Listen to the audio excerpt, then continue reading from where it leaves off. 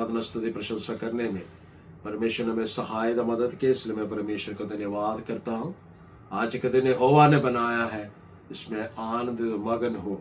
ये परमेश्वर का पवित्र वचन है और परमेश्वर ने दिन हमारे लिए जोड़ के दिया है और परमेश्वर का वायदा हमारे साथ है। आज सुबह का वक्त मनन करने के लिए परमेश्वर ने एक वचन मेरे जीवन में डाला है। वो है मरकुस सुसमाचार, उसका 10 अध्याय, उसका 27वां पद, जो कि आज के ग्रुप में इस वचन को मैंने भेजा है। मरकुस सुसमाचार 10 अध्याय, उसका 27वां पद। कोई भी एक जन पढ़कर मदद करे। यीशु ने उनकी ओर देखकर कहा, मनुष्यों से तो ये नहीं हो सकता, परंतु परमेश्वर से हो सकता है। मनुष्यों से ये हो नहीं सकता, परंतु परमेश्वर से हो सकता है। हाँ, क्योंकि परमेश्वर से सब कुछ हो सकता है। क्योंकि परमेश्वर से सब कुछ हो सकता है। इस वचन को पढ़े जाने से, सुने जाने से परमेश्वर में आशीष और बरकत है। जब यीशु मसीह इस निचले धरती पर अपना सेवकाई कर रहे थे, सेवकाई के लगभग आधे हिस्सा कदम होने के बाद प्रभु यीशु मसीह जहां कहेंगे अद्भुत कार्यों को किए, परमेश्वर का राज्य के सुसमाचार प्रचार किए, कई सारे लोग परमेश्वर के वचन में आकर्षित होकर प्रभु यीशु मसीह के अधिकार को देखकर प्रभु यीशु मसीह के पीछे चलने लगे, अपने बुराई के रास्ते छोड़ने लगे। कई सारे लोग प्रभु को अपना गुरु मानकर उनके वचनों पर चलने लगे।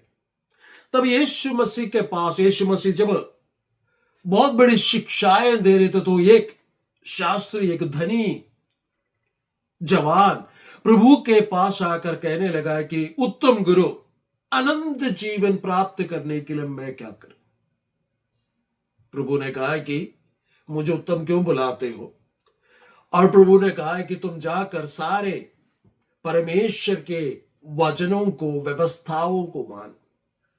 वो जवान इस प्रकार, युवा इस प्रकार प्रभु यीशु मसीह को उत्तर देते हैं कि मैं सारे के सारे व्यवस्थाओं को मानता। तो प्रभु कहते हैं कि तुम्हारे अंदर कमी है, तुम्हारे पास जो कुछ भी है वो बेच ताश कर गरीबों को दो और मेरे पीछे आओ। और परमेश्वर का पवित्र वचन में इस प्रकार लिखा गया है कि वो बहुत धनी होने के वजह से वो मुंह लटका कर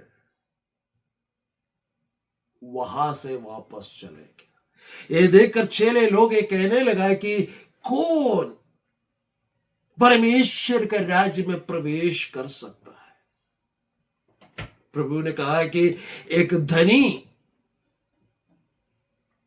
परमेश्वर के राज्य में प्रवेश होना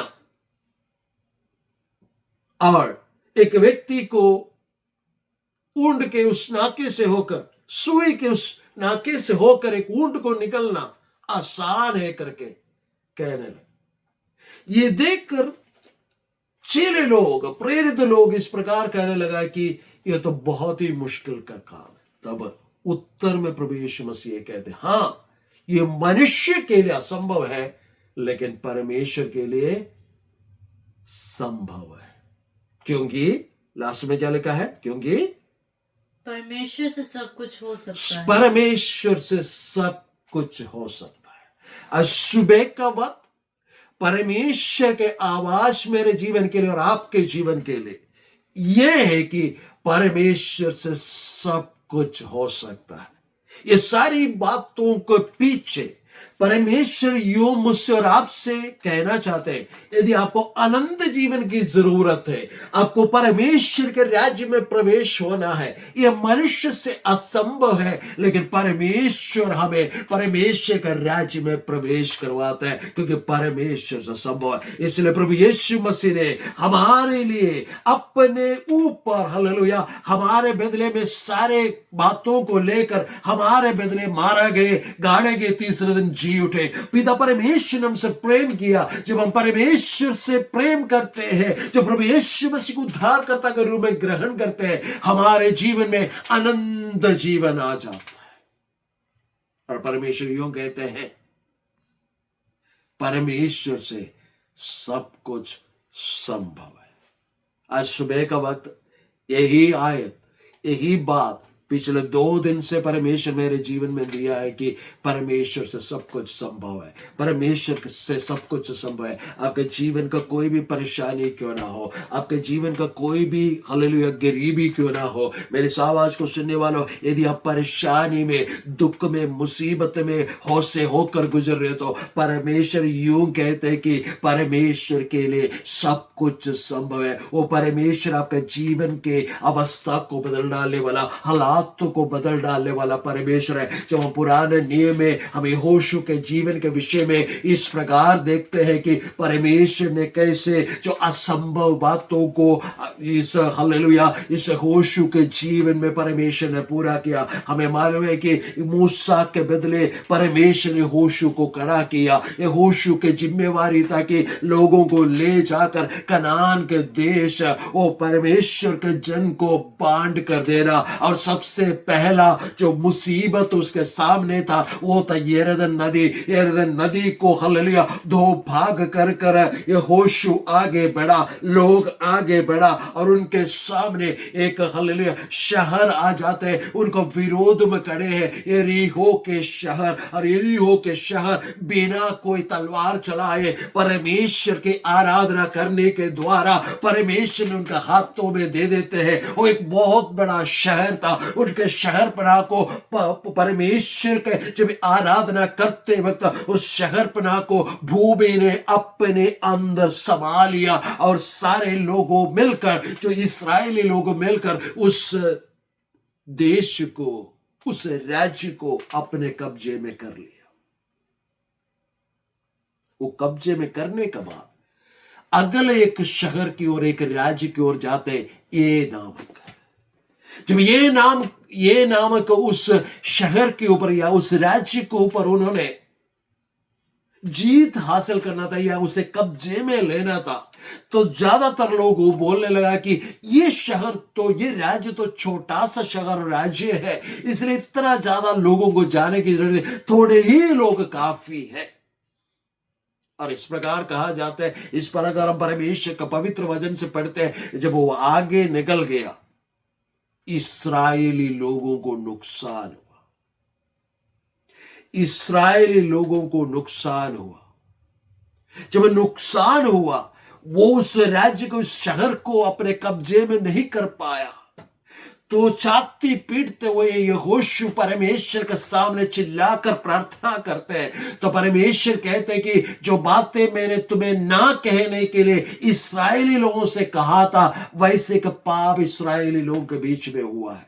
वो सब कुछ सीधा, सब कुछ पकड़ लेते, सारी बातों को, सब लोगों को पवित्र ठहराते, पवित्र करते अपने आप को सारे लोग। उसके बाद 8वें अध्याय में जब हम आते हैं, उसके पहले आयत में परमेश्वर ने यहोशू से कहा, यहोशू मत डर और तुम्हारा मन कच्चा ना हो, मत डर, तुम्हारा मन कच्चा ना हो। शायद आपका जीवन के परेशानियों की वजह से, शायद आपके जीवन के मुसीबतों की वजह से, शायद बार बार प्रार्थना करने का बावजूद भी जिस प्रकार के उत्तर आप चाह रहे थे वो उत्तर ना मिलने की वजह से शायद आपका मन कच्चा हो गया होगा। लेकिन परमेश्वर के आत्मा आज सुबह का वक्त मुझसे और आपसे यूं कहना चाहते हैं, मैं सब कुछ करने वाला जीवित सामर्थ्य परमेश्वर हो, इसलिए तुम मत डर और तुम्हारा मन कच्चा ना हो। समय आने वाला है जिसके ऊपर तुमने कब्जा करना है, जिसकी आशीषों को तुमने अनुभव करना है, वो सब कुछ मैं तुम्हारे साथ, तुम्हारा हाथ में देने वाला परमेश्वर। और 8 अध्याय 18 आयत में जब हम पढ़ते होशू की किताब है, इस प्रकार परमेश्वर ने उसको कहा कि तुम्हारे हाथ में जो भाला है उसे सीधे उस शहर की ओर उठा के रखा। जब उसने उठा कर रखा, परमेश्वर का जन उस नगर के ऊपर विजय को हासिल किया। जब 26 आयत में जब हम पढ़ते हैं वहां पर लिखा है, जब तक हालेलुया यहोशू अपने हाथ में वो भाले लिए हुए खड़ा था, तब तक परमेश्वर ने उन तमाम शत्रुओं को उसका वश में कर ये नामक उस शहर को उसके कब्जे में दे दिया। मेरे प्यारो, आज परमेश्वर के आत्मा से होकर मैं आपसे यूं कहना चाहता हूं, आप काफी दिनों से परेशान होकर विभिन्न विषयों के लिए प्रार्थना कर रहे, आप उत्तर देख नहीं पा रहे, लेकिन परमेश्वर का आत्मा यूं मुझसे और आपसे बुद्धि उपदेश देना चाहते हैं कि आप अपना हथियार लेकर खड़े रहे। आपके और मेरा हथियार क्या है? परमेश्वर का पवित्र वचन में एफेसियों का पत्र 6 अध्याय में हम इस प्रकार पढ़ते हैं, हमारा हथियार है वो हालेलुया विश्वास का ढाल लेकर खड़े होना है, आत्मा का तलवार को लेकर उसे इस्तेमाल करना है और लगातार प्रार्थना में लगे रहना। इतना समय हो गया मेरे जीवन में कोई आशीष नहीं आया करके अगर आप कहते हैं, मेरा परमेश्वर कहते हैं मैं सब कुछ करने वाला परमेश्वर। हाँ बेशक इंसान के लिए ये काम, इंसान के हाथ नजरों में ये काम बहुत ही हालेलुया मुश्किल का काम है, अनहोना काम है, लेकिन मेरा परमेश्वर आज सुबह का वक्त मुझसे और आपसे एक नबूवत के तौर पर परमेश्वर के वचन का भेद बदलाकर इस प्रकार कहना चाहते हैं कि तुम विश्वास करो और प्रार्थना में लगे रहो। देखो मेरा काम तुम्हारे जीवन में कैसे होने वाला है, क्योंकि मैं सब कुछ करने वाला जीवित और सामर्थ्य परमेश्वर। मेरे लिए कोई भी काम क्या अधूरा या बेड़ा है क्या? परमेश्वर के आत्मा स्वर्गदूत मरियम के पास आकर कहने लगा एक पुत्र जनेगी, हालेलुया। और मरियम पूछने लगा मैं पुरुष को नहीं जानती, ये कैसा संभव है? तो परमेश्वर के स्वर्गदूत इस प्रकार उससे कहते हैं, परमेश्वर के मुंह से निकला हुआ वचन कभी प्रभाव रहित नहीं होता। हमारा परमेश्वर के मुंह से निकले हुआ हर एक वचन को परमेश्वर मेरे और आपके जीवन में पूरा कर दे। यदि परमेश्वर ने आपके साथ कोई वायदा किया है, यदि परमेश्वर का कोई नबूवत आपके जीवन में आया, यदि परमेश्वर ने आपको आशीष दूंगा करके परमेश्वर ने कहा, तो जरूर परमेश्वर आपके जीवन में इसी साल में वो सारी बातें पूरा करने जा रहे। जो विश्वास करते हैं परमेश्वर की आराधना स्तुति प्रशंसा करें, क्योंकि मेरा परमेश्वर अद्भुत कार्य आपके जीवन में करने जा रहे। हालेलुया। परमेश्वर ने इस साल के शुरुआत में हमसे कहा है कि हालेलुया टिड्डियों ने जितने साल हालेलुया हमारा खाया है, हमें नुकसान पहुंचाया है, वो सारी बातें परमेश्वर हमें भरपाई करने वाला परमेश्वर है। परमेश्वर का पवित्र वचन से हमने सीखा कि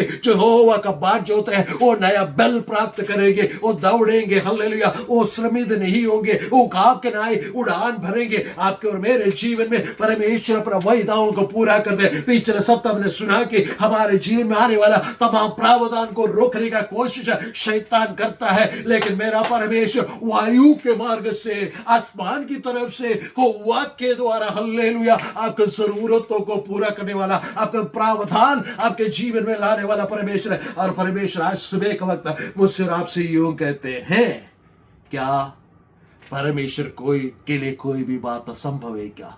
मनुष्य के लिए असंभव जरूर है, लेकिन मेरा परमेश्वर के लिए सब कुछ संभव है। हालेलुया। क्या आप विश्वास करते हो? मेरा परमेश्वर आपके जीवन में एक महान कार्य करने जा रहा है, क्योंकि परमेश्वर आपसे प्रेम करते हैं। इसलिए प्रभु यीशु मसीह ने कहा, हे बोझ से दबे हो और परिश्रम करने वालों मेरे पास आओ, मैं तुम्हें विश्राम दूंगा।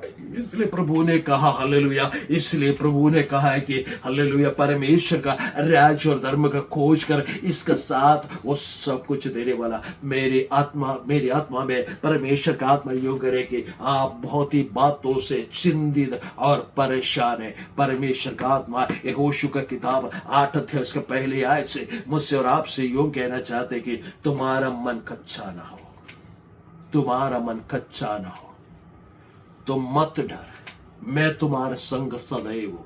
तुम्हारा मन कच्चा ना हो, तुम्हारा मन कच्चा ना हो, तुम्हारे आशीष तुम्हारे पास आने में देरी हो रहा है, इस बात को देखकर तुम्हारा मन कच्चा ना हो। परमेश्वर कहते हैं परमेश्वर के लिए सब कुछ संभव है, परमेश्वर के लिए सब कुछ संभव है। और परमेश्वर के वचन में लिखा है कि परमेश्वर ने हमें सब प्रकार की आशीषें दी है। हालेलुया। समय आने पर परमेश्वर की ओर से वो आशीष आपके जीवन में आने वाला है। इसलिए सप्ताह में परमेश्वर आपसे कहते हैं कि परमेश्वर के लिए सब कुछ संभव है। इस सप्ताह में आप कुछ अच्छी बातें, कुछ नई बातें जो आपके जीवन में होना है आप देखने जा रहे हैं। कितने लोग विश्वास करते हैं? मैं आपके लिए प्रार्थना करना चाहता हूँ।